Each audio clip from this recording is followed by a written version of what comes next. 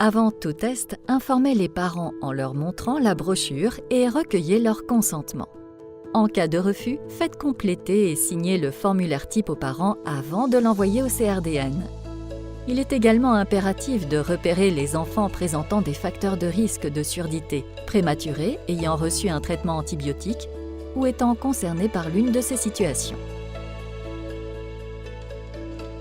Cela permettra notamment de choisir le matériel à utiliser. En effet, les enfants à risque ne seront testés qu'avec des PEA.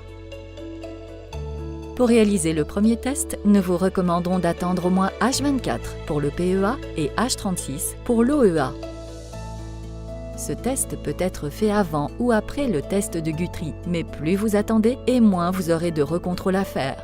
En cas de sortie précoce à H48, testez l'enfant à H24.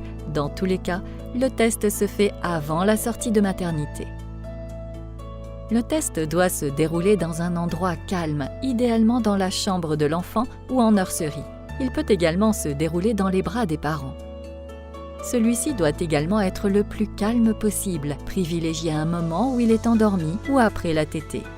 Pour une OEA, assurez-vous également que l'oreille de l'enfant soit bien étanche et pour un PEA, que les impédances soient dans les normes. Si ces conditions ne sont pas réunies, attendez qu'elles le soient pour faire le test. De plus, le test se fait toujours à 35 décibels, ne changez donc pas l'intensité. En cas de premier test non satisfaisant, recontrôlez toujours les deux oreilles dès le lendemain. Une fois le ou les tests réalisés, notez leurs résultats dans le carnet de santé de l'enfant, dans son dossier médical et sur la fiche CRDN, en précisant l'oreille, droite ou gauche, et le type de test effectué, PEA ou OEA.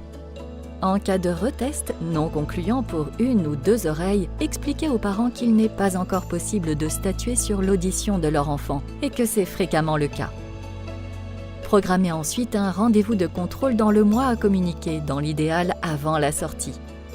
Ils pourront contacter le CRDN s'ils n'ont pas de nouvelles d'ici 2 semaines. Cependant, si le résultat est satisfaisant, dites tout de même aux parents de rester vigilants aux réactions auditives et au développement du langage de leur enfant et de consulter au moindre doute. Dans tous les cas, remettez-leur les flyers d'information.